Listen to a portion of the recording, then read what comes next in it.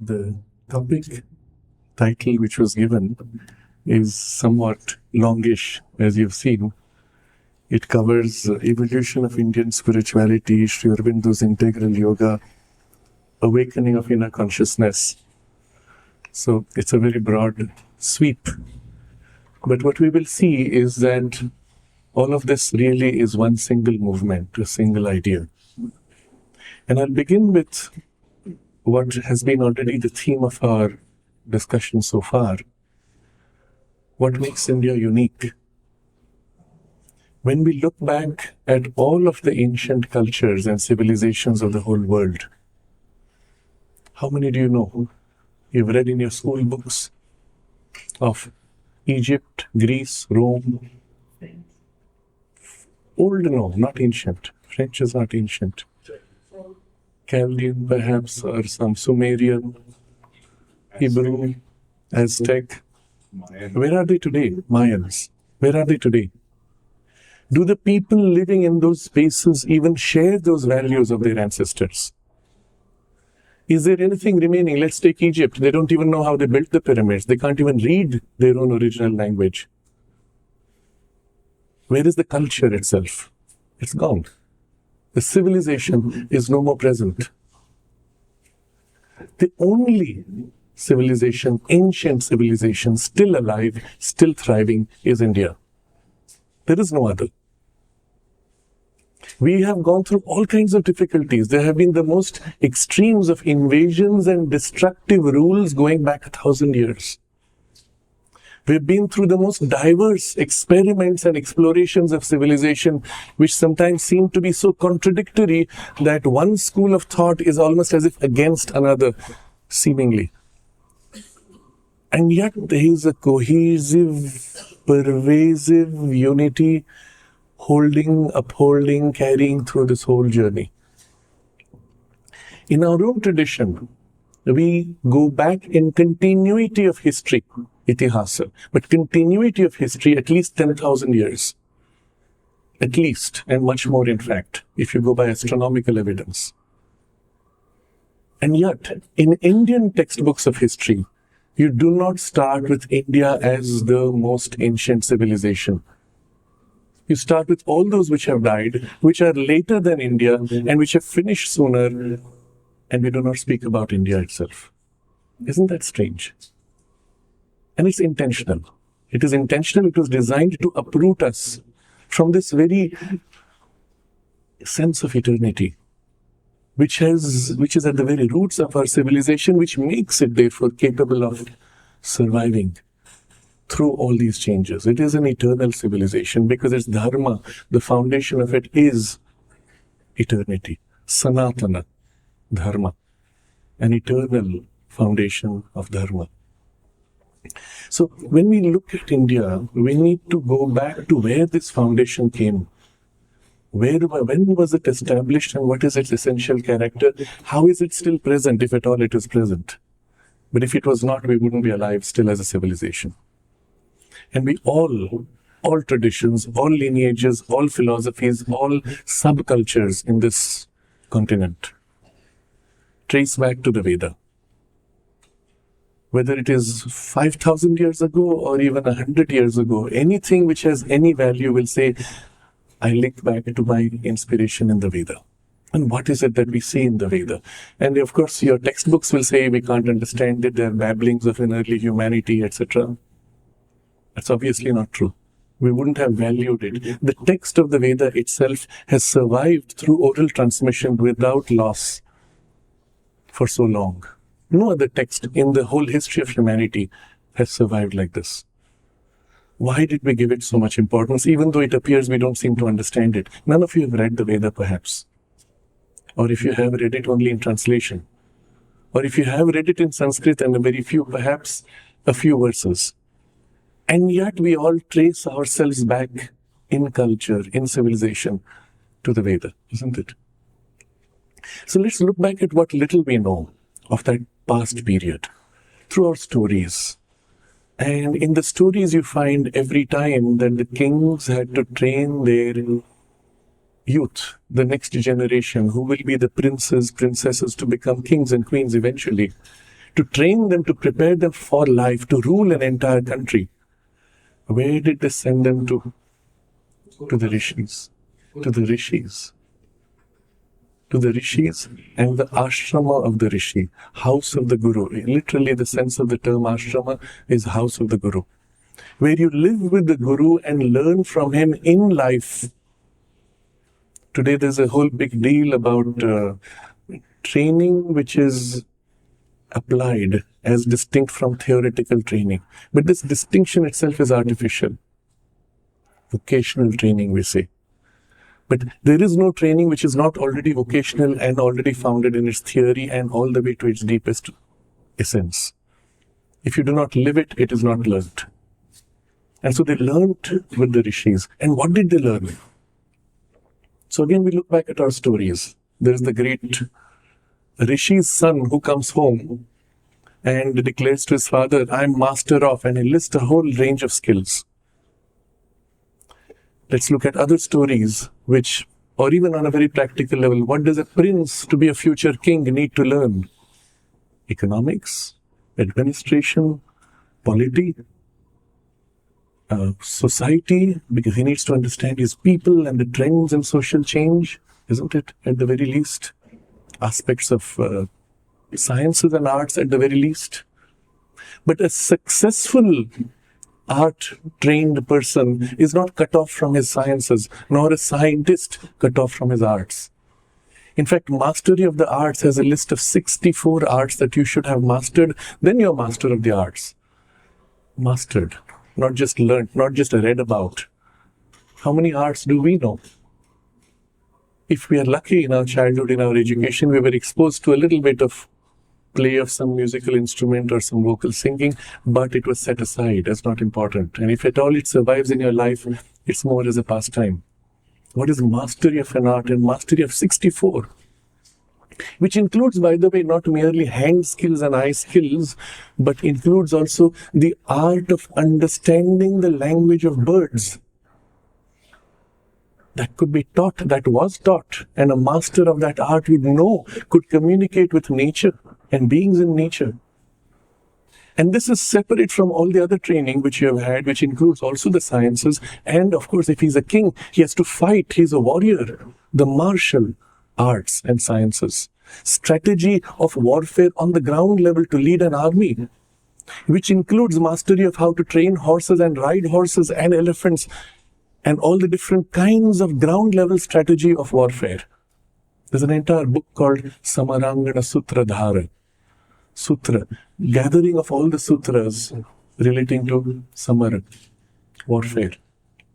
And this is dated, there is no controversy, it is dated 7th century AD, perhaps it is older, we don't know, but it is dated 7th AD, and King Bhoja, in that, describes not only all kinds of strategies and tactics of warfare, but he also describes machines of warfare.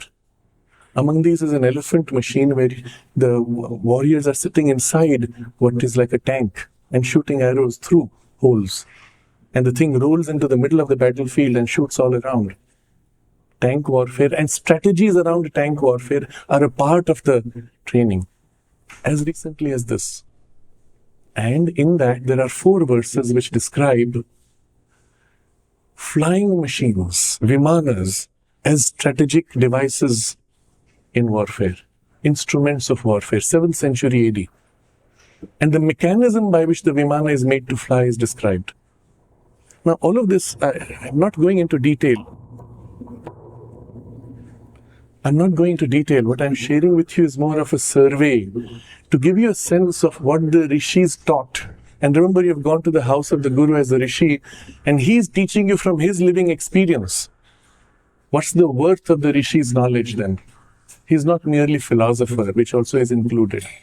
He's also the most practical, the most applied, most effective to be king if ever the king had to be replaced, isn't it? Because he has to train the future king in a living manner. What kind of a human being is actually capable of all this knowledge and then able to transmit this knowledge to prepare the future society, and yet is not himself king? Well, so there is this Upanishad where this young man comes home and tells his father, who is a great Rishi, I have learnt all these things. He gives a long list. And then the Rishi asks him, my son, this is wonderful. But have you learnt that by knowing which everything is known? Amazing idea. And the young man says, oh, is there such a thing? If so, reveal to me, what is this one thing by knowing which everything is known? And then the Upanishad unfolds its teaching. This is the power of the Rishis' knowledge. That they worked to know that one thing by which all is known, but all is known not merely in theory, not merely in abstraction of ideas, but in the most applied, the most effective, the most dynamic action in life to master life. And yet that one thing by which all is known is spirit, self. Bridging the highest peak of spirituality to the most material range is the power and the greatness of the Rishi. And yet each Rishi was different in some way. Each has his own speciality, his own aspect, his own special lineages and so on. We have even this very interesting idea, perhaps you know of it. All of us trace ourselves back to Rishis by Gotra. And it represents a particular stream of spiritual energy. And the whole of society is a mix of the rich variety of these streams of spiritual energy that is somehow transmitted, somehow influences us even if we don't know what is our Gotra. Interesting. But this gives you a sense of what the Vedic foundation was. And we are not speaking of what is revealed in the Veda, which is of course a whole ocean of spiritual knowledge. But why was it treasured? Because it had the power to give you that by knowing which all is known. And how do you know that by knowing which all is known? It's not like you can reduce it to a single hard disk. You have to change yourself, your ability to know. Isn't it? The power of cognition itself has to rise to a level where you can know all in a single vision, and that cannot be done with your current mind. So the training involved an ascent of consciousness, a spiritual development, which led you to a state of experience of consciousness in which all knowledge and the power of action was held and known. You became one with it. That is the knowledge in the Veda. And without dwelling further on it, let's look at the impact of this on the Indian civilization. Literally, they defined the Indian civilization from the ground up. The result being, even though after that, let's say, highest peak of the Vedic age, there is always a decline. Because in each transmission, a little bit is lost and then regenerated perhaps by a few great, and then again revivified and something lost until there's a general downward curve preparing for another great outburst. And that's why we have the 4 yugas in the cycle of development. But in the process, that highest, most powerful knowledge seeps down into the very lives of the people. And we'll see how. I said, the way you have this knowledge is not mental, it has to be intuitive or higher than mind state. But can it bridge into mind? Can it use the power of the mind? And that's what we see from subsequent to the Vedic age is the Upanishadic age. And what's the character of the Upanishads is the restatement of the Vedic experience in intellectual terms. And the earliest Upanishads are as if bordering from the intuitive to the intellect, such as the Isha Upanishad or the Kena Upanishad, on which Sri Aurobindo has extensively commented precisely for this. Because they're link points from intellect to the intuitive experience, experiential knowledge. But subsequently, the Upanishads become more and more specialized, more intellectualized, more formalized, bound in form and so on, but bound in form of mind. And obviously, when a oneness multiplies itself into form, forms always collide, although the underlying oneness is still the same, isn't it? That's the problem we face. Almost all of you are parents, I'm sure, or even some are grandparents. Your role as a father or a mother conflicts with your role as a son or a daughter to your parents, isn't it? Your role in business conflicts with your role in family. You're still the same one person. But the moment that one person moves into action, into form, in form, there's a collision of form, not in spirit. You still try to be the best parent, the best child, the best in every way. But in the form, there is a conflict. And so the forms of Upanishads, and from there the special derived lineages of philosophy, and the lineages of application of the philosophy of life, all multiply. But it's not just there. It also seeps into the life of the people. If you look at all of the arts as they survive even today, and the root of the arts mastery is this deeper intuitivization and somehow an access to the higher. All of the Indian musicians, for example, all of them without exception, are also composers. Now, it's not a big deal, we don't think much of it, but if you go to the West, a musician is one who plays the instrument. But what do? They read from a script composed by someone else. And especially in the context of an orchestra, this becomes critical. And we all have to practice together to play the same frozen music and to infuse into it a new uniqueness of life in the way we will play. But the music itself is frozen in its form. You're not a composer. You're only a skillful player. But a composer is a different person. But in India, every musician is a composer, otherwise he's not worth his name as a musician. And as a composer, each performance is unique, never to be repeated. Each derives from a new and fresh inspiration, although within an overall framework of a raga or whatever tala. Interesting. So the training of the musician essentially involves building your consciousness, lifting it to an intuitive poise, at least an access to the intuition. And the rest is making yourself an instrument for the intuition, to flow through down to your fingers to be perfect. I had once organized a series of interviews with musicians, and in one of the great musicians, one of the Ustad somebody, I forget the name now, we had asked him the question, what do you experience when you are playing this music? Are you aware of the audience? Are you aware of what they think or feel?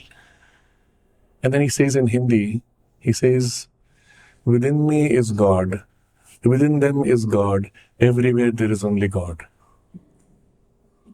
That's the state in which the performance is transmitted, and what he has touched impacts you and changes you within. And you come away from that performance lifted up, opened, somehow changed fundamentally. That is the power of the music, and that is where Indian music says it has fulfilled its purpose. It's not merely entertainment, it's not merely titillation of emotions or senses. It is spiritual change, or lifting to a spiritual experience, at least a touch of the spiritual. And we've all had this experience. Sometimes the musician is in this high state and something, it does a slight movement of some variation of notes and the entire audience goes, ah. You've had that experience. Something is transmitted and you cannot describe what it is, because it is so essential, so spiritual. And yet the form of music was the means of transmission. And if this is true of music, it is true of every Indian art, science, philosophy. Even the philosophy are called darshana, not philosophy, love of knowledge to play with ideas. Darshana is vision, revelation. Revelations of what? Of a reality, of the self. And the different ways in which the self can be revealed or experienced. And those become the schools of philosophy. Isn't it? And yet all the darshanas are looking at the same one reality, just from a different poise. And therefore there's a very interesting exercise. From one darshana you can derive the next, from which you can derive the next, from which you can derive the next, and come back to the first. And yet they are different in the domain of mind. And this was an exercise actually given by which you were transcending the mind's limitation and glimpsing that which is beyond mind. And that is the purpose of the whole darshana and that framework. You see how important this is? You go to something like Kalaripayattu, martial art, and you have, of course, your own martial arts in Karnataka, in Tamil Nadu. Every state had its own particular unique characteristic. But this is a famous one because it still survives as a stream. They had 108 schools, by the way, of which only 12 survive today, I'm told. And in this, the base in which you do the training, it's cut into the ground. One corner is the divine presence. All the weapons are arranged around the divine presence. They represent powers and aspects of the divine energy, Shakti, in action. And the student does his pranam to the Guru, who is the mediator, who links into the divine, and then does his pranam to God, and then takes the instrument as a power of God and learns to wield that power, invoking the divine presence within him as the true wielder, the true warrior. That's the training of Kalaripayattu. And the result, of course, is the mastery of such an extraordinary order. One of the famous stories is this Kalaripayattu master who is challenged by the king. And the whole army stands before this one lone person. And he pulls out a whip and says, "Oh king, please go back, otherwise all your army will die." And the king says, "What are you talking about?" So he says, "I don't want to kill your people. So just let me prove to you." The tip of the whip is a sharp knife. He removes the knife and dips the whip into paint and takes it around and goes whack. And the tip of the whip touches the neck of each of the soldiers. And he says, "If I had put my knife there, they would all be dead." What a power. What an extraordinary skill. Not intellectually, not humanly possible. Let me end with one example of this again. You have two Kalaripayattu warriors. They're both taken sword, and some of their swords are flexible types. You swing it and the sword goes like that. You can cut yourself. How do you hit precisely? You cannot do it by reason or by fine motor control of your hands. In fact, when you play, you will see the Kalaripayattu warriors, they go so fast. You barely can see. Now, apply your logic from what you're taught by science. Let's say your opponent starts moving his sword to hit you. Your brain has to first see, monitor, see the movement, and then anticipate where it's going to move. Then send a signal to your arms to move your muscles, which then have to move a heavy sword against its own momentum, which takes at least half a second to build momentum. By the time you have reached the point where you can block it, you have been killed. There is not enough time for biological process to be able to block the sword's hit. How do you do it? The only way you can block the sword's hit is at the moment when his hand starts moving, before your brain can process the movement, your hand has to start moving. So that by the time it reaches this point, mine reaches this point to hit. Right? Which means what? By the time his mind has an intention to move his arm, your mind has to recognize the intention and start moving your arm. Which means what? The real battle is taking place in consciousness to consciousness. As his mind moves in state to want to hit, your mind captures that state and begins to want to block. And the train follows all the way to the arms until you hit right in the middle. Isn't it? So the full training of the Kalaripayattu master to be able to defend yourself in a basic battle involves intuitively basing yourself to sense the opponent's intention and begin to act before he can act. And when two great masters stand before each other,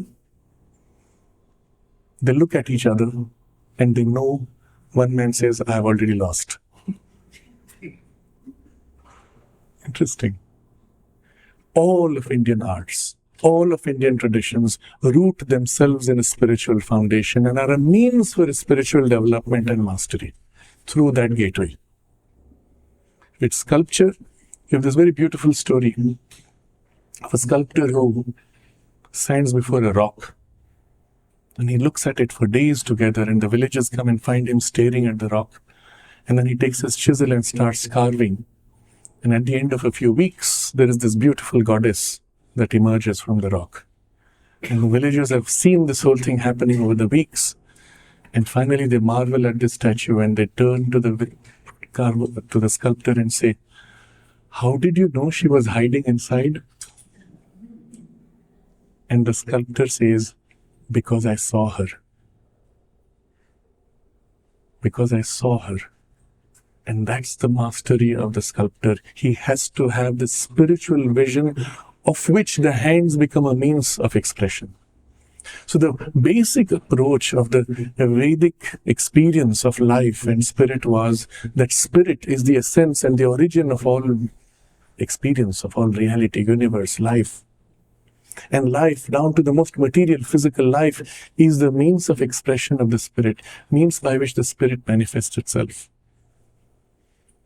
The two are not separate. They are one continuum. And the purpose of life is to manifest spirit and to realize spirit. Now, this became the basis for India's greatness.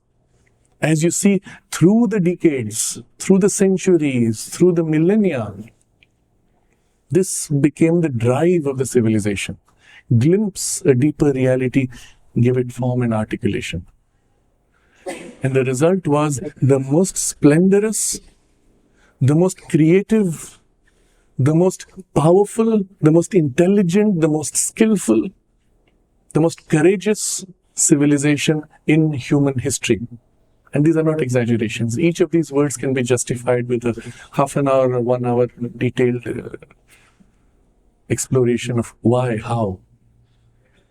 Sri Aurobindo, in fact, points to these different aspects of our civilization and gives a few examples also. But these are the works of theses which have to be written to demonstrate the validity of this.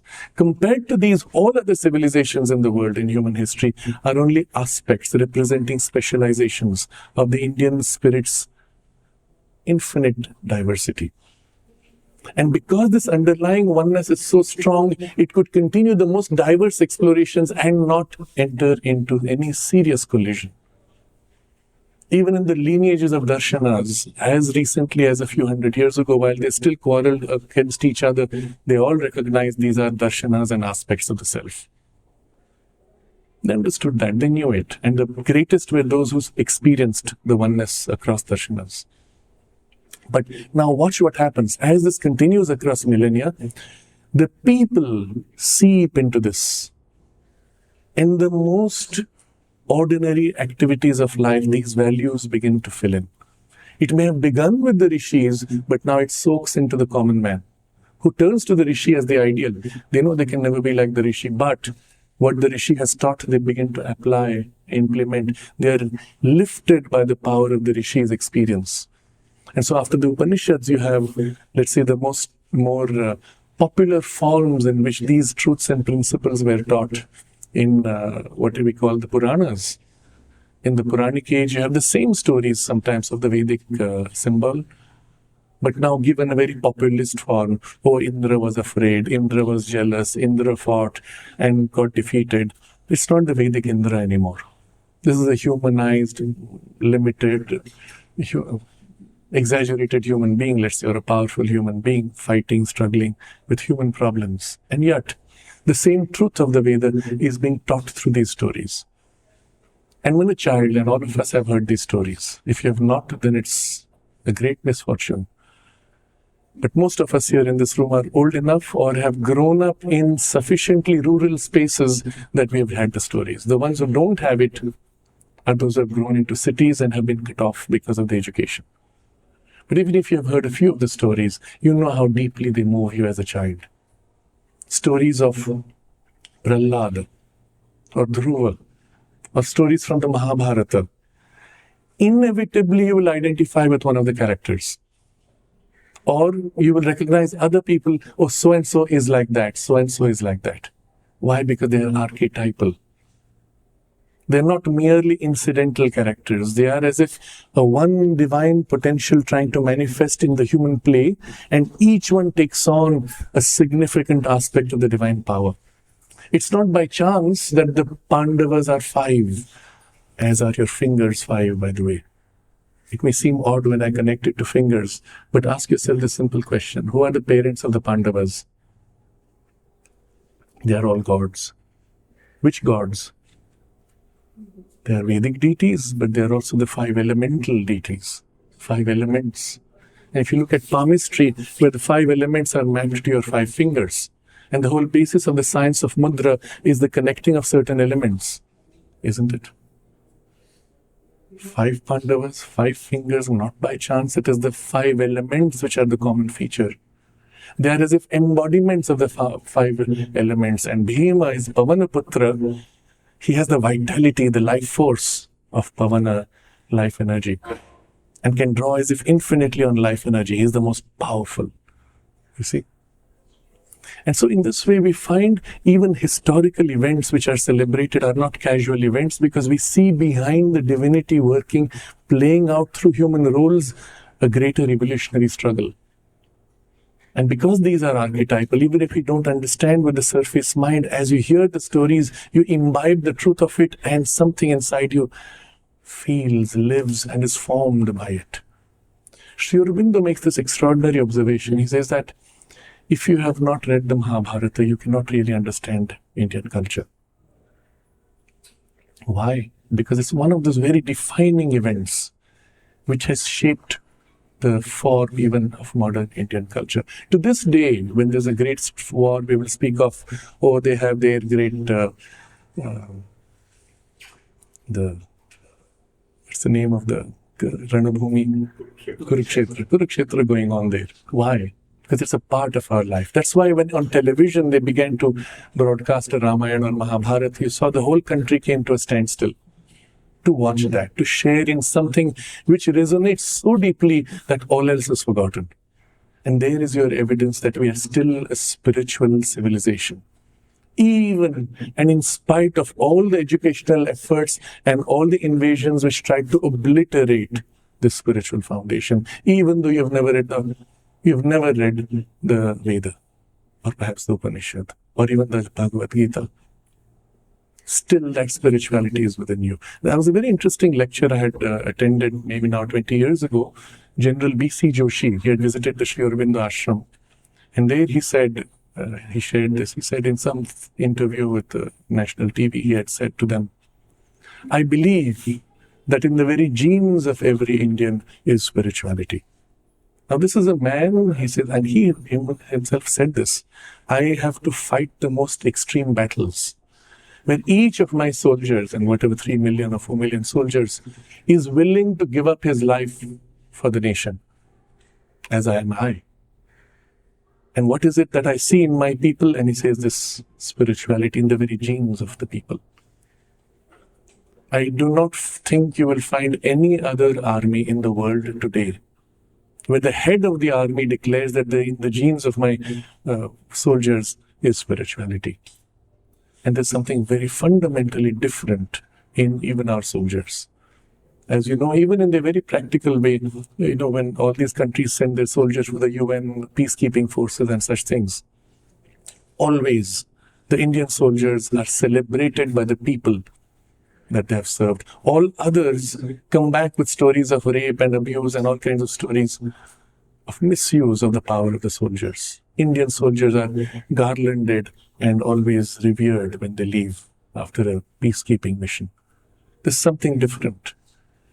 And although none of them may have read the Mahabharata or the Ramayana or the Veda, why is this so important? Why am I insisting on it? Because of the very nature of this whole movement of the Rishis' inspiration, which has seeped down into the very fabric of our society, down to our genes that you cannot erase. You can cover up though. You can put a layer of paint, which is what the Europeanization of India really did.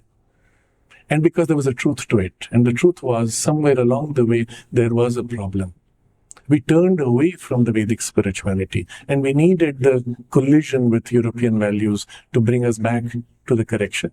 And when did this happen, and why? This is important to understand because it is at the very core of the current crisis in India. Somewhere along the way, as this extreme effulgence of wealth and power and the richness of life grows, always with a spiritual foundation, somewhere though the foundation tends to be covered up by the complexities of the forms. And then comes a corrective force that says, wait, don't get lost. Recover your foundations, because that's the nature of the civilization. It does not want to lose the spirit. And what we see in the attempt to recover that foundation, and it started with Buddhism, comes this attempt to find the divine but separate from life. And why? Because what the Buddha was looking for was the shortest solution to the problem of suffering. Unlike the Vedantic solution, which is not the shortest. He wanted the shortest way, and the shortest way is not through the evolutionary process, but by bypassing evolution to get out of it. And which is a valid, also legitimate experience. And Sri Aurobindo points out to this and other such forms of spirituality as representing the courageous exploration of the Indian civilization. Even in spirituality, what are all the different ways of experiencing the divine? And all of these have been explored and developed and mastered and taught and transmitted, including the one that says life cannot be changed. It's a domain of suffering. Get out of it by the shortest means possible, by killing everything in between. And that's the form it took practically. But of course, in the process, it cut off from the Vedic inspiration, turned away from the Vedic ideal, which is unifying life with spirit. And at that point comes Adi Shankaracharya, who relinks to the Veda, but in the process, Sri Aurobindo observes, he became half a Buddhist. He had to concede to the point of the Buddha that life as it is cannot be fixed. But he does it by a different way. He says that's because the suffering is illusory. In the process, of course, life itself is seen as illusory. And that is Satchidananda. Reality is Satchidananda. But because there is this concession to Buddhism and it drives out Buddhism from India, re-establishes the Vedic foundation, but in the process already you can see so much has got distorted. Life has been cut off and rejected. So subsequent to him are a series of other great Vibhutis who come. There is the Madhvacharya who comes to re-establish Sarvam Khalu Idam Brahma. All this is truly divine in a sense. And the Bhakti tradition which comes in to refill the heart's love which has been lost in between in the dryness of the ascetic phase, and so on. But all of these show you the complexity of the path of the spiritual explorations within this one civilization. Every possible experience has been explored, and every way to reach that experience has been explored, including what is today known as the Vama Marga of Tantra, which even takes up things which are considered degrading, debasing, and using that as a means for liberation. But of course, they start with a warning, not for everybody. Only the most heroic can do this. But all of this to show you that nothing was left which could be attempted. Nothing was left unexplored. What a great civilization, isn't it? Not only on a material level, not only a psychological level, but in the spiritual domain. When you go to explore the infinite, you have an infinity of ways. In fact, the sum total of this whole development of journey of the Indian civilization, you will find rooted in this triple formulation that Sri Aurobindo gives us, which is at the heart of the whole Indian cultural values and civilizational values. He says, the recognition of the Indian spirituality is that there is only one source, one origin, which is also the one goal of the journey of life, because it's the one source which draws you back to itself. And that one source, there's a second point, the one source manifests itself infinitely, each in its unique way. Each one of us is a unique expression of that, never to be repeated, as are all things, never to be repeated. Because it is infinite, Ananta Guna. No guna ever manifested has ever been repeated. And the result is, in the deployment of this, in a series of new waves and new waves and new waves, which we experience as evolution, always growing, never repeating, never monotone. It's the nature of the bliss also of the oneness, never monotone. So, third point, each therefore has his own way of relating to the one, recovering the one, rediscovering or returning to the oneness. But to the return to the oneness, as the Vedic Rishi said, ihaiva, here, on earth, in the body, not in some other domain. And here comes the fundamental distinction between all the existing religious traditions and even spiritual ascetic traditions. Whether you look at the Abrahamic religions, which separate God from world, and therefore require you to suffer through the worldly life so that you may be rewarded forever in paradise or be punished forever in some hell. Or you look at Buddhism, which again has passing through life in a monastic passage in order to kill mind to get into the absolute, which is away from the relative and cut off from the relative, in the more ascetic tradition. And then you have other variations which look upon that absolute to be somehow maintained in life, but never established or manifest in life. The Buddha nature is to be lived in, but life is to be passed because it has no other value. Or if you see the Vedanta of today, as it is popularly taught in all the Vedantic schools, is a Vedanta that declares Brahma Satyam Jagat Mithya. World is falsehood or illusory. And Sri Aurobindo points to this. Why did this happen? Because in the Vedic experience, although there was all this efflorescence, the last link from spirit to the physical material consciousness had not been completed. It was the missing element. They stopped at a certain point, which is the best that could be done at the current evolutionary stage of humanity. Body was a support for spirit.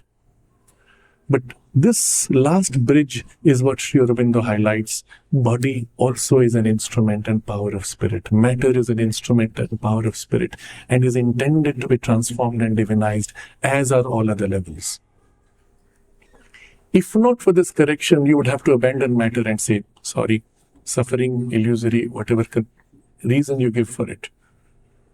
And so this step that Sri Aurobindo introduces is so critical. It is not a continuation of the Vedic experience. It is actually an establishment of a new step in the evolution of spirituality of Earth. And not only with that comes a deeper understanding of our life and the nature of matter, but the method of yoga also undergoes a change. I'll briefly touch upon this in a very general summary way, but only so that we have a broad sense of the integral yoga that Sri Aurobindo formulates. All of the current systems of yoga, he points out, are specializations from the very wide, multifaceted approach of the Vedic yogic journey. Each of the systems takes up one of the levers of human psychology, one of the drives within us, and uses it as a means to make a link to the divine. Yoga is, after all, union with the divine. So how do you get to that union with something which you can't feel, which you don't know? So you look within us at three fundamental drives. The drive of desire in the heart, love, the drive to know, and the drive to act, the willpower. In the traditions, we say Ichha Shakti, Jnana Shakti, Kriya Shakti. They're so fundamentally, deeply rooted. If you didn't have these three, well, you wouldn't be living, you would be stone, right? From the point that a fetus is formed in the womb, before even an individualization of consciousness can take place, you will find these three impulses in the fetus. The fetus hears the voice of the parents and turns his head in the womb, isn't it? So these three drives are turned upward to their source because they are in their origin drives of the divine impulse within us to make us grow. So the heart is turned in love towards the divine. The willpower is turned in consecrated action. You consecrate all the works you do. And in the mind, you turn to perceive that which is the divine behind the appearances. Sift through the deceptive appearance to that which is the underlying divinity. And through these three methods, you have the three great paths of the Bhakti Yoga, Karma Yoga, and Jnana Yoga. All three. We don't go into the process. You're reasonably familiar perhaps, or you can discuss it on another occasion. All three do not require you to leave life. They can be lived in your daily life. The two other paths, which are as if not livable in life, because they demand a total dedication, because they aim at a perfection. One is Hatha Yoga, which is aiming to perfect the physical consciousness, and through physical processes of complex asanas and pranayama, open the centers of consciousness, of chakras, lead to the ascension of the kundalini and the liberation of consciousness and union in yoga. Whereas the Raja Yoga aims at perfection of the mind, but uses a minimum of asanas and pranayam, which is what today is taught, by the way. When you go to yoga classes, it's only the selection of asanas, pranayam from Raja Yoga. It's not even Hatha Yoga.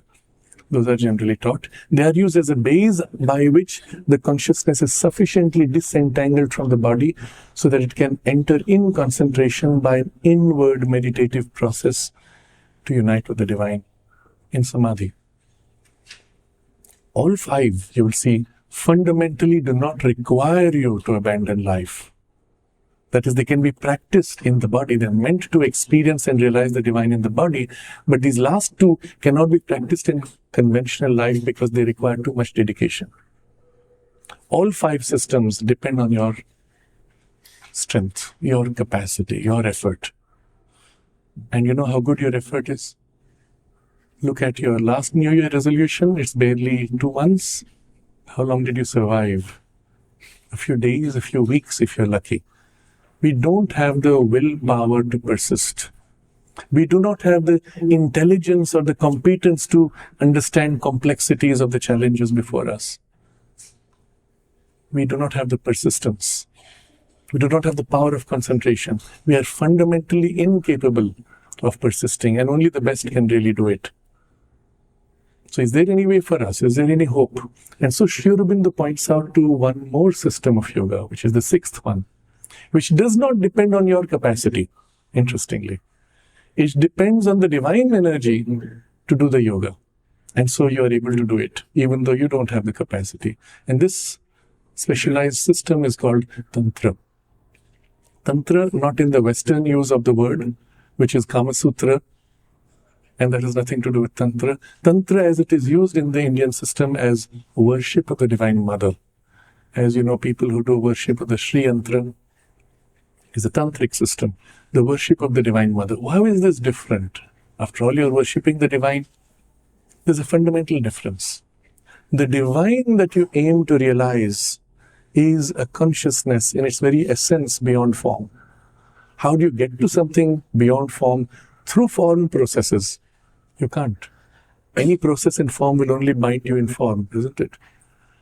So, Shakti is not the divine consciousness beyond form. It is the power of the divine consciousness as it moves to manifest in form. So, I describe this in a very beautiful way. In the Kashmir Shaivism, the description is put like this. It is described that when the Lord chooses in his bliss to manifest himself, manifest his bliss to become the world, he gathers in full concentration in his tapas, concentrated intensity, with full knowledge and power to express what? Infinite potential, infinitely diverse, into infinite space and infinite time, okay?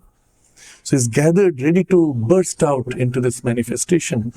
And as he moves to manifest, with the full power of his force to manifest, he stops at the last point before the consciousness begins to disintegrate or divide itself. He stops because if he goes further, he will lose his oneness. He will lose his freedom, and he cannot do that. But because he stops, the movement doesn't stop. The movement of his energy surges through and continues. This is a beautiful description. You see, you come with full force, whoom, and then you stop, but the force continues. And that is the divine Shakti. It is she who is the expression of his wisdom and knowledge and power and bliss, but now moving to express it all into form. And she pours out to become the whole universe, makes it out of what? Herself. Her energy becomes universe, becomes this body which is yours, fills everything. And that's why we call her Divine Mother. Because like a mother, she gives birth out of her own body to the universe. Like a mother, she holds the whole universe in her arms. She fills everything and is inside everything, sustaining from within with, like a mother, her love. So in the very core of every single subatomic particle is her love. And that's why subatomic particles are attracted. That's why they come together to join to form atoms and molecules and cells and bodies. And that's why as human bodies, we are attracted to get to know each other and come together in societies and so on. Because it is her love secret within that draws everything back towards oneness. but now through form, in universe, in appearance of separateness. It is her will, or the divine will, working as her energy that is making all this happen, that builds your whole body. And to cut the story short, what has made you what you are today? Did you somehow sit down and develop your intelligence? Did you somehow develop your body and muscular tissue? Do you even know what's happening inside? Did you digest your food? Nothing you did was yours. She did it in you, isn't it? And so comes the profound recognition that the prime driver of our evolution so far was that divine Shakti. She brought us to where we are, to the point where we are conscious that we are seeking that.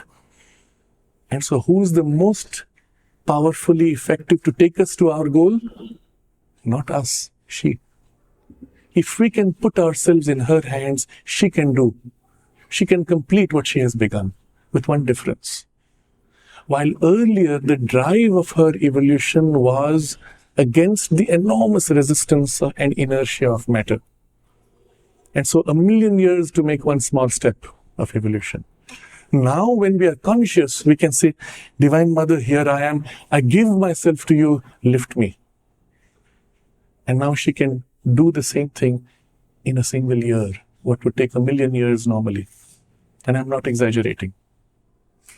Swami Vivekananda, I believe, says the yoga is the reduction of 1,000 years of evolution into a single lifetime or a single year. But that is conscious, accelerated evolution is conscious yoga. Now, Sri Aurobindo makes a very interesting observation. He says all that she has been doing so far was still yoga, but it was the unconscious yoga of nature. So we have to make an important distinction here. The divine Shakti in her free operation, we call higher nature, and the working of the Shakti inside matter, where she is almost mechanical and automatic and semi-conscious or subconscious, we call lower nature, Prakriti. And that is Para Prakriti or Shakti. If you put yourself in the hands of Prakriti, there is the slow evolution. If you put yourself in the hands of the liberated divine energy, the divine Shakti, there is the accelerated evolution. Of course, you can do it with your energy, with your own strength. It will take a while. There's this very beautiful story of Narada, who comes on earth and he is now wandering around and as you know, he sings, brings message from the divine. So he comes to this great yogi who has been doing intense tapas, and he's been doing all the concentrated practices. Maybe he is a Hatha yogi and very strong effort, concentration. He's been at it for 40 years. And the yogi asks, "Oh Narada, tell me, when will I attain to the divine?" Narada looks at him and says, "Another 3 lives. And the yogi says, "My God, 40 years I have suffered. And 3 more lives. What a waste of my energy and time." And he is disappointed. More suffering, 3 more lives. Narada goes to the next. This fellow is a bhakta. He's singing the names of God. He's saying, "Oh, my beloved, where are you?" And then he sees Narada and says, "When will I reach my beloved?" Narada says, "Why, for you, it is going to be another 100 lives." Then the bhakta says, "Are you sure? You promise 100 lives?" Narada says, "Yes, promise." And the devotee bursts out in song and says, "Oh, in 100 lives I will meet you, my beloved. In 100 lives I will meet you." And in that moment he finds his emergence in the divine. He realizes the divine. In that bhakti of self-giving, in love. And the point of the story, of course, is you do with your effort, well, you can only do so much. When you give yourself in love, she fills you, she lifts you. She knows the divine because she is his power. She is himself as power. And she lifts you and takes you to him. And here comes the distinction between the 2 broad approaches of yogas, which Ramakrishna Paramahansa teaches. The way of the baby monkey and the way of the baby cat. What does the baby monkey do? He grips his mother and the mother jumps from branch to branch. But if the baby monkey loses grip, he falls, dies. You do intense tapas, but if you lose your will, you lose something, you fall, and then again you have to start. But the baby cat gives itself to its mother in trust, but without resistance. And the mother picks it up from the back of the neck and carries branch to branch. You still have to make an effort of putting yourself in the right alignment to not do something which will prevent the divine from carrying you. But then the rest of it is done by the divine Shakti. And so, in the integral yoga, Sri Aurobindo unites these two seemingly contradictory approaches of personal effort and reliance on the divine Shakti in this great resolution of the 5 systems and the 6th system. And in the integral yoga, each of these 6 principles is woven together in a single multifaceted practice. And the result is, yes, you do make an effort, but your first and primary effort is to open yourself to the Divine Mother. And by opening and giving yourself to her, you invite her then to fill you and shape you from within. Now, there's a letter of a sadhaka to Sri Aurobindo saying, so-and-so sadhaka tells me that if I surrender myself entirely to the Mother, then she will transform me in an instant. Is it true? Now, what do you think Sri Aurobindo would have replied? Look, if it's that simple, then it should have happened by now, right? So you would have expected Sri Aurobindo to say no. But Sri Aurobindo replies, yes, it is true. But the condition is you have to surrender yourself entirely. Therein the catch. You cannot surrender yourself entirely because you're not conscious of yourself entirely. So you can only begin with the part that you're conscious. And out of the part that you're conscious, the part that is willing to surrender. Well, start with that. And in the very act of surrendering, opening that part and giving yourself, she fills that part. And from within that part penetrates into other parts. Makes them conscious, makes them plastic, makes them willing to surrender. And so assists the further opening and surrender, which allows a further descent and so on. So the process may take time, but the primary driver is her energy, her willpower, her effort, her intelligence, which is infinitely multifaceted. And whatever your limitation, she does not depend on your limitation and can do what you cannot. And so the nature of the integral yoga is fundamentally different from the ascetic yogas. And I want to point out another important difference.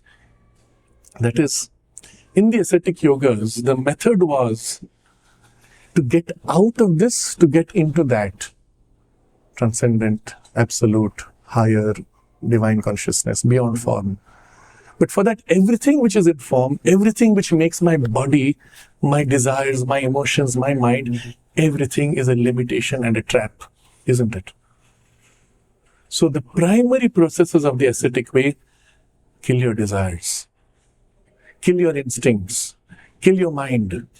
And the whole practice, such as Vipassana, is really making a first step of separation from mind to complete the killing of mind eventually. The first step of separation is common to all systems of yoga. But the goal there is through the Buddhist priority of killing mind to get free of mind. But the approach which we see now is that there has already been an evolution of the divine consciousness, of course, working through lower nature, but now into awakened nature. Everything she has built up is meant to help you. Because the goal is not to get out of it, but to fulfill here.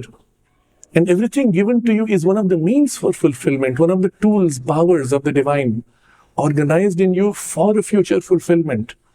So your mind is not just a device of deception and ignorance. It is meant to become a vehicle for the divine knowledge. Your life energy prana is not merely a bundle of desires binding you. It is meant to become a vehicle to manifest the divine power. Your body, which is so full of inertia and dullness and rigidity of form, is meant to become a vehicle for the divine beauty and perfection in form to be revealed. And your heart, which is right now struggling in all this suffering perhaps, is meant to be in the soul the vehicle of divine love. Now, when you look at all this which nature has been building through the slow evolution, rather than cutting it all to get to some abstract resolution beyond, We want to fulfill the purpose of this evolution. And so, what we see now, the fundamental difference, everything that you are, everything given to you is your means of divinization and not a trap binding you. Where in the ascetic tradition, all that you have is a trap binding you. In the integral yoga, it is your means of fulfillment. So, for example, your heart's desire, what do you do with it? Well, you turn it to the divine in love for the divine. Isn't it? Your mind's ignorance, you open it out, plastify it to become a receptacle for the divine knowledge and light to fill it, and so on. So your means of yoga are the very things which you are, starting with your current nature, temperament, and limitation of capacity. And so the very nature and method of the yoga changes completely. All of life now is your means. Of course, some things are more helpful, some things are less. So there are three, Sri Aurobindo says, outstanding features of the integral yoga that are not common to any other system of yoga or religion or philosophy in the whole world. First, outstanding feature, that you can close the door. Sir, you can close the door and window. The first outstanding feature is that there is no prerequisite. Any other system will say, the Guru will say, wait, are you fit for this approach? If you're not, well, too bad. Go to some other system. Since the integral yoga aims at an integral realization of all of your nature and uses all the levers of your psychology, wherever you are is your starting point. No prerequisite. Whatever your limitation, well, that's where you begin from. Second outstanding feature of the integral yoga, that you do not need to give up anything of life. All the means and activities of life and all the experiences of life are your means or can be taken into the context of the yoga. There's nothing which needs to remove. If you go to existing systems, they will say, in order to practice this yoga, you must give up this, you must give up that, you must stop this. Otherwise, you can't do. Here you can include everything. And all becomes the means. But you're not you're including everything, including all the activities or parts of your nature. But what you remove is their distortion, remove their perversion, the things which do not make it a true expression of the divine. So yes, obviously in your emotions, anger and hatred are perversions of what? Of a deeper impulse to assert, to express the divine power and energy. You correct the distortions, but nothing is abandoned. And this means you can practice it in whatever life you are in. Third outstanding feature is that there is no fixed sequence or method. Now this many people have misunderstood and misrepresented, and so I want to clarify. People say, there is no method, there is no sequence, you just surrender and it happens. No, it doesn't happen like that. He says there is no fixed method and sequence, and he has written extensively about the methods and sequences. But they're not fixed for the very reason that it is a rich, multifaceted development. And so during certain phases of your life, one part comes forward to be developed, then it pauses, then another part comes, it pauses, then another part comes, pauses, and then there is the integration of these different parts. And then again, one part surges forward. Which sequence depends on your particular nature. And so as a yoga, it allows for the full spectrum of human types and needs. And yet there is a very clear framework to be followed. And so we don't go too much into the framework, but at the heart of it is this reliance on the divine Shakti as your prime driver of transformation. In the outcome of the yoga, in its goal though, there is one more thing to be stated, which is the fundamental distinction between ascetic yogas and the integral yoga. In the ascetic yogas, the goal is liberation of your consciousness. I am trapped in ignorance. I will be liberated into the divine consciousness. What happens to my body? What happens to my mind? What happens to my life force? Well, they remain what they are. They remain trapped in ignorance. I withdraw, basically. But in the integral yoga, and especially now you recognize the power of the Shakti working, not only consciousness is liberated, but your nature is liberated. Your body, your life force, your mind, which is formed by nature, is also bound in ignorance. That also must recover its divinity. And that's when your mind becomes an instrument of divine knowledge, life force an instrument of divine power, body an instrument of divine beauty and perfection, and your soul, psychic being, an instrument of divine love. So nature also is liberated even as consciousness is liberated. So it's a double liberation, which is the distinctive and unique feature of the integral yoga. Now, why is this important? Because if we are to fulfill the Vedic ideal, it cannot be done by the specialized systems nor by the ascetic approaches. They go contrary to the very grain of the Veda. So what happened post-Buddhism, post-Shankara, is that world was cut off from spirit and the spiritual beings retired from life. Life was not spiritual, spirituality was not life. What is its practical outcome today when you ask a young person, sir, are you interested in spirituality? After retirement, thank you. I want to enjoy my life. The assumption is somehow spirituality means cutting off enjoyment of life. When in fact, when you go back to the Vedic ideal and the framework of the integral realization, the true enjoyment of life is an enjoyment which is of free enjoyment and a true freedom. What you call enjoyment is a subjugation to your current desire impulse. And it's not freedom. When your consciousness is free, when your nature is free of its impulsive, instinctive tendencies, I can truly enjoy whatever comes to me and enjoy the loss of what goes from me equally. That's true enjoyment. That is free enjoyment. And there is nothing in the world that I cannot enjoy. Your enjoyment in your desired nature, instinct, is provisional to certain context. If you give me ice cream, I can enjoy. But if you give me chili, I will suffer. Where is true enjoyment? Isn't it? If I have enough money, I will be happy. But if I don't have enough money, I will suffer. So what's the journey of your life? I struggle. I suffer and suffer to earn more money, to get more wealthy, to get a house, to get a wife, to get a child, to get a family, so that one day I'll have everything to be happy. You see, the logic of it is flawed. You're suffering so that one day you may have happiness. Never works. Whereas the approach of the integral yoga, everything I do today, I do with that full expression of joy, of the divine relation, of the divine discovery, of the divine manifestation. And it doesn't matter what comes my way, I will find within it my means of growth and fulfillment. Joy to greater joy. Why is this necessary for India? Because India has passed through the ascetic phase and the ascetic imprint is still strong. Look at the freedom struggle. Mahatma Gandhi taught us to celebrate poverty and weakness. He even wrote that to be poor, to be weak is your great gift from God, makes you closer to God. What did it do to us? You see, all the cinema until about 20 years ago, the hero was always suffering, struggling, self-sacrificing, and. For what? And the rich man, the one who was enjoying himself, crook, thief. So all the cinema was these stories of self-sacrifice and suffering. And you look at that and say, I don't want that. Yeah, let those great people do it. I can't do it. I want to enjoy.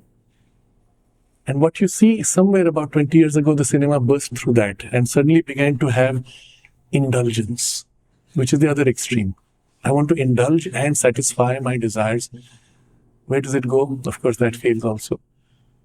What is the right way of enjoyment? And that correction can only come from this deeper understanding where spirituality embraces life in order to transform it. This is India's spirituality from the Vedas. It was lost in between. The result was the civilization became weak because the greatest minds withdrew from life, the greatest strength withdrew from life. And the great ideal of the king was now withdrawal. Whereas earlier what you saw as the ideal was Janaka, who as the spiritual master was equally master of king, as king and emperor, as Rama, as Shri Krishna. But what you see later is the king says, I am fed up, I am withdrawing. There's a very beautiful story. You know, the Somnath temple was destroyed 18 times. Each time they rebuilt it. So there's a very beautiful story. It is written in form of a fiction of a king who is then ruling, and the invaders come to destroy Somnath. So he goes to Somnath to defend it. Of course, it is invaded, destroyed. He comes home and he sees his queen packing her bags to leave. So he asks, "Why are you leaving?" She says, "You failed as a king."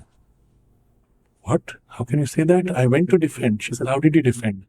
He said, "I sat with the priests and prayed to Shiva to come and save his temple." She turns to him and says, "I thought you were Shiva."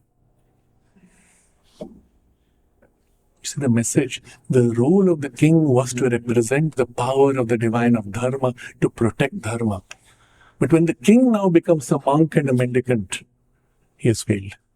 But that's the direction in which the ideal took us. In the Maharashtra, there is this famous story of a Peshwa. Oh, the invaders are coming, they're on the brink of entering. Let them come, what is there? It is all kachara. The word is kachara. What does it matter? Let them take what they want. Except they come inside, they steal everything. Now they've reached the royal treasury. What is there? Gold and jewelry is kachara. Let them take. Finally, the invader comes and puts a sword to his neck and says, "Please save my life." He doesn't say my life is an illusion. But it is this ascetic turn which led to the weakness of the civilization, which allowed invasions to come. All previous invasions failed. It's when the asceticism took hold in the common people that the invasions began. And Sri Aurobindo makes a very interesting observation. If not for the invasions, India would have become a nation of monks. And the invasions were like a shock to wake you up, fight to survive. And that began the reversal. And one of the very great events in this was the creation of the Sikh tradition. I don't know if you know the story, it's fascinating. But in summary, the first Sikh guru actually says this, that he was a yogi meditating in, I think, Hemkund. And the divine gave him an order to incarnate to defend the Sanatana Dharma. So he takes birth and now organizes what? Hindu society. Takes the eldest son of every family and builds out of it the strong arm of Hinduism to defend Sanatana Dharma. Sat Shri Akal, truth, highest, eternal. That's the call of Sikhism, isn't it? Sanatana Dharma. He teaches them to fight, and you see the symbol of Sikhism is the sword and the spirit. The strength of spirituality attempting to manifest in society. First attempt, Sri Aurobindo says. But necessarily at that stage, humanity was not ready for a pure spiritual action. And it took on a form of a religious character. And even later, under British rule, it separated itself into a separate religion. But otherwise, it was a strong arm of Hinduism. And when the strong arm is separate from the body of Hinduism, Hinduism again lost its strength. Shivaji similarly makes an attempt. All of these really set the pace for the resurgence of the aspect of strength to be reintegrated, but without the clear recognition of the true nature of life as expression of spirit, body of spirit, to be divinized. That comes with Sri Aurobindo's articulation of this ideal. Now, Sri Aurobindo began freedom struggle for India. He declared, not because British are good rulers or bad rulers. The whole purpose of the freedom struggle, he declared, was because India has a role to fulfill in the world on which the future of humanity depends, even the survival of humanity depends. To be able to fulfill that role, India must first find her soul. And in order to find her soul, she must first be free, to be able to find her soul. That's why we're fighting for freedom. Now, this is going back more than 100 years when he started this work. India became free politically, but not yet free in thought, in culture, in her life organization. We still have the structures imported from Europe. The governance system is not designed to serve the people. It is designed again to oppress the people, which is why you're afraid of the police, you're afraid of the bureaucrat, and they still wield their power and authority to cheat you.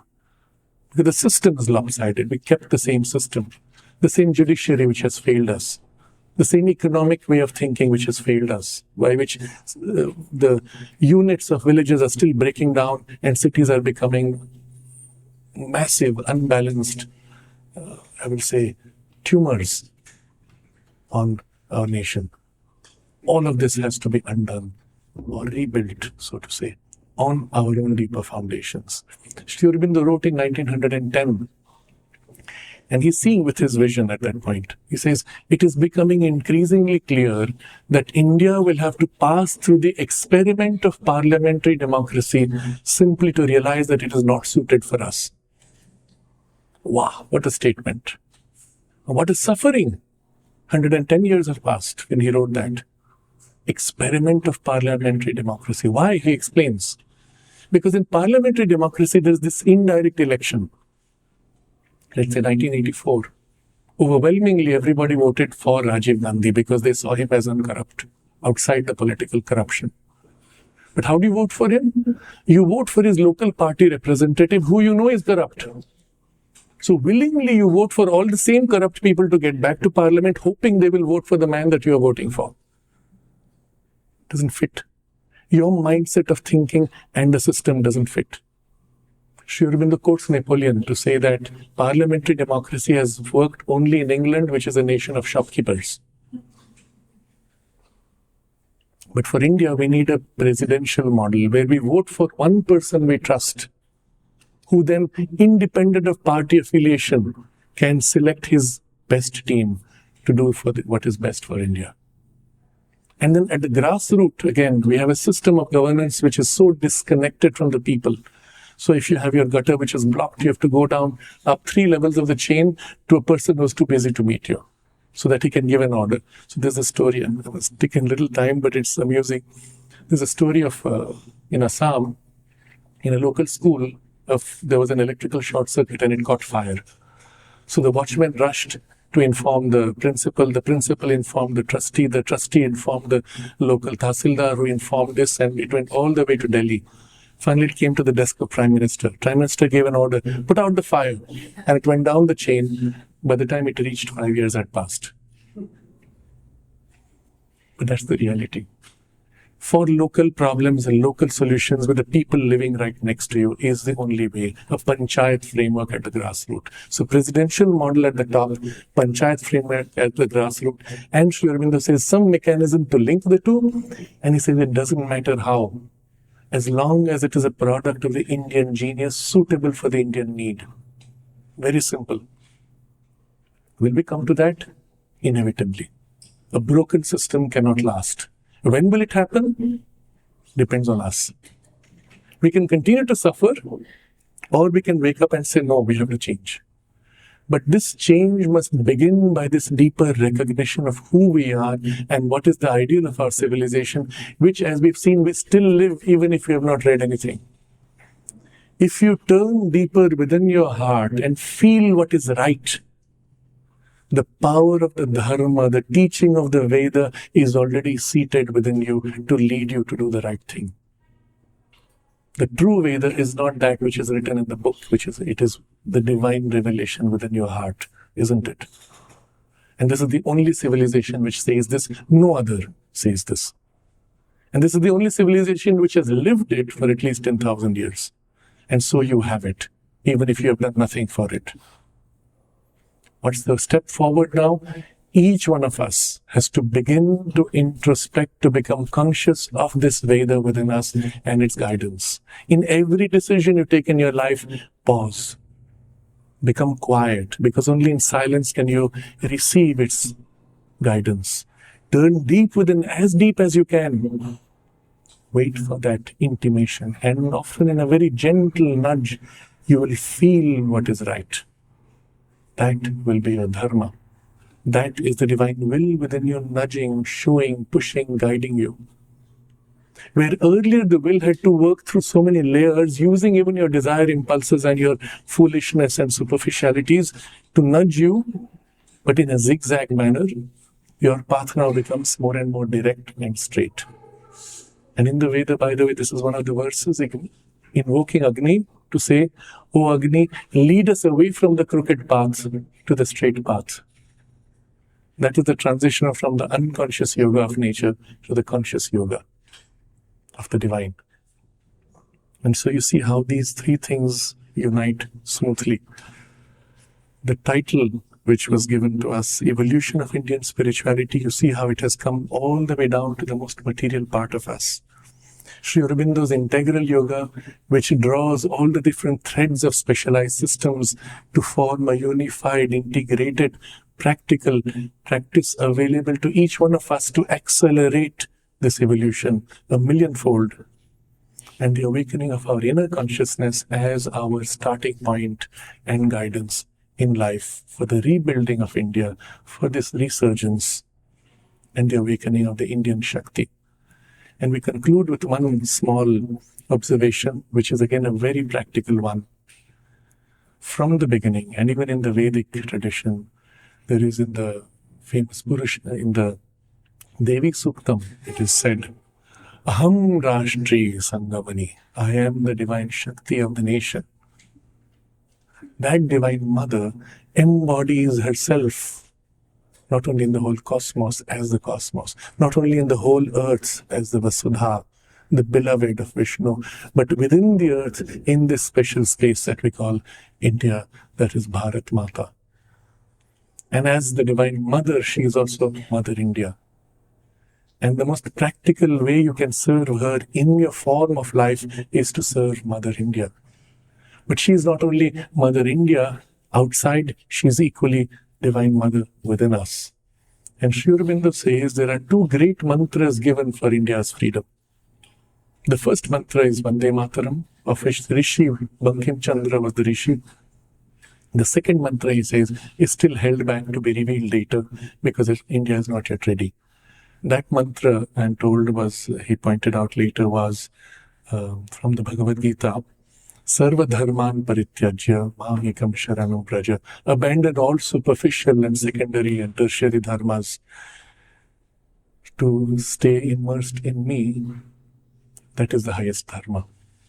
But we are not yet ready for that, but that's the direction of our sadhana. But the first step, when Vande Mataram, and in that famous song, mantra which was given, which brought India to freedom, you know what happened after the freedom struggle? We abandoned the mantra which brought us to freedom and we replaced it by what is today called the national anthem, which was the song written by Rabindranath Tagore in praise of King George V when he came to survey the lands of India which were his property. It was sung to him. And when it says, all of India rising, Bharata Bhagya Vidata. Bharata Bhagya Vidata, one who gives the Bhagya to Bharat is King George V. The whole country wakes up singing your name is King George V. Of course, Rabindranath Tagore said, I wrote it thinking of God, but it was used for that symbolically. To make that the national anthem was the most ridiculous error. And it has nothing of Bharat Mata in it. It's only in praise of some head, some leader. Whereas Vande Mataram is your consecration to Mother India. And look at what the mantra teaches you. Bahute tubima Shakti, in the arms you are the power. Hridaye tubima Bhakti, in my heart you are my love and devotion. You are knowledge within me, Tvam hi Vidya. And Tomari Pratima Gauri Mandire Mandire. Your image I represent, I establish in temple and temple. Which is the temple he is talking about? Our hearts. The unworshipped God within that Sri Aurobindo speaks of. Instead of worshipping the external forms, within us is Bharat Mata. It is your form that we embody here. Your strength is in our arms, your wisdom in our minds, your love in our hearts. Think about it in this way. And when you invoke the Divine Mother to fill your intelligence and your arms and your heart, she is already within you. She is activated by that act of conscious self-giving and surrender. And the result will be your intelligence will grow in light. Your strength will grow in power. Your heart will grow in love. Because she is already within you. And that movement of self-giving is the mantra for your growth. And all work you do, even if you're working in a business, even if you are doing a job which for you is the most menial or simple, do it as a consecration for Mother India. And it's a very powerful message Sri Aurobindo gave to the students of Baroda College. He said, you are ready to enter life. Make lots of money so that India may be wealthy. Grow in strength so that India may be strong. Grow in knowledge so that India may grow in wisdom. And that's what we have to do. It does not matter what work you have in life, even as some of you have become retired or consultants. Whatever you may do, you do it for India, for Mother India. And you can't do it all the time thinking of India. You do it in the beginning of the day and at the end of the day. You start your day in devotional self-giving and mind self-giving to the Divine Mother, to the Divine Shakti, and say, all this I do in consecration to you and for Mother India. And then you enter your life. If you remember in between many times, wonderful. But you end your day again, taking all the work done and consecrate and say, here, it is for you. And if you set these 2 points of reference through the day, bit by bit, you'll feel the guidance of the divine intelligence and the divine strength lifting you from inside, changing you, transforming you, accelerating your sadhana and your transformation of consciousness and nature. And this is the most practical way we can dedicate ourselves to the awakening of India. Namaste.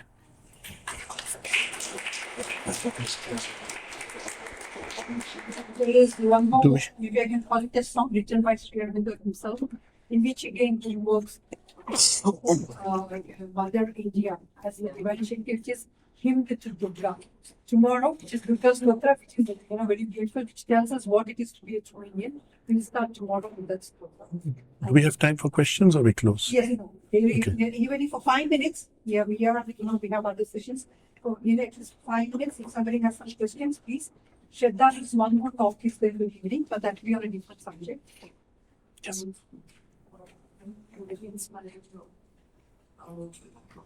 One question is India defined by our borders? Sorry? Is India defined by our borders? Is India defined by our bodies? I would say our borders. Is India defined by our borders? So I will again quote from General Joshi, the same person who spoke of spirituality. So in his lecture in the ashram school, one of our students asked him, when will Pakistan reunite with India? And General Joshi said, from a spiritual point of view, the territory that is Pakistan is already a part of India. And of course, he got a standing applause. But it's an important point. When the divine chose this space, Sri Aurobindo has a profound statement about this. He says that throughout the cycles of the yugas, God always keeps for himself one chosen country in which the highest knowledge is preserved for humanity.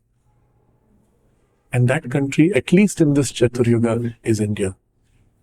And that's why it is here that you have all the great avatars and the great vibhutis and the great saints. You go to other countries in Europe. In each of those countries, you have 2 or 3 national saints in history. In India, every state has innumerable saints at every time in history. Why? Because there's a special concentration to preserve and hold that knowledge, even during the most dark period of the Kali. When the knowledge was partially withdrawn, still it had to be held and kept linked somehow to be filled once again.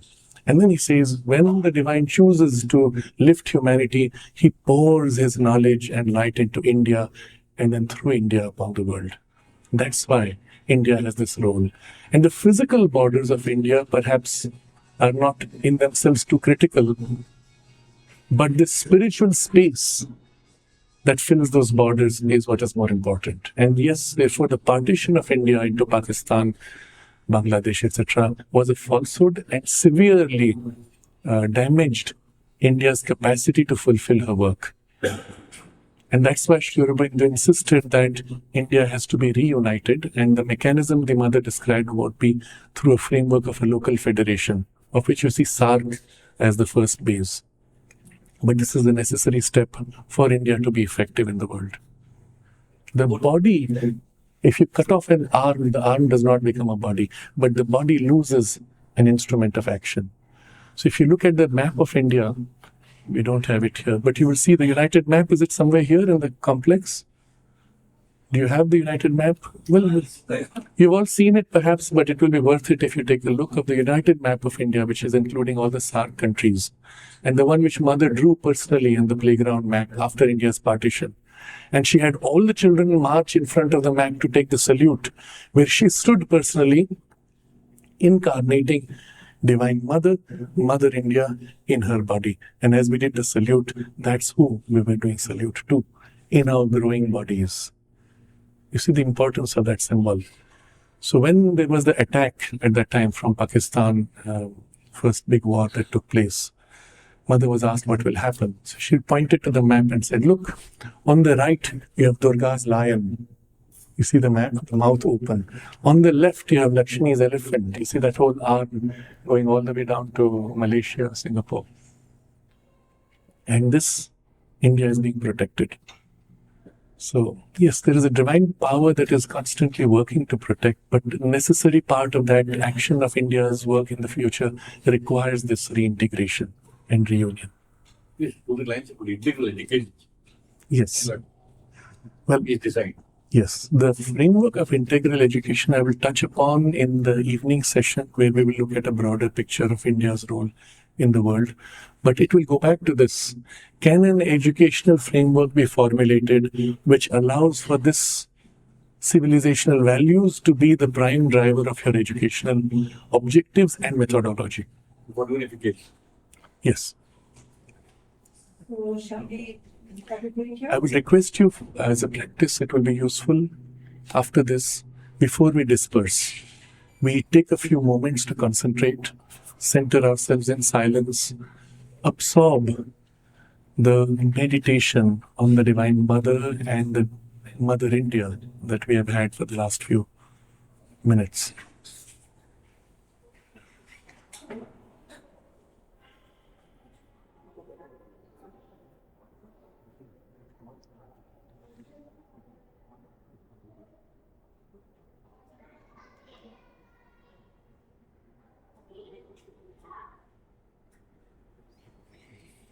Vande Mataram.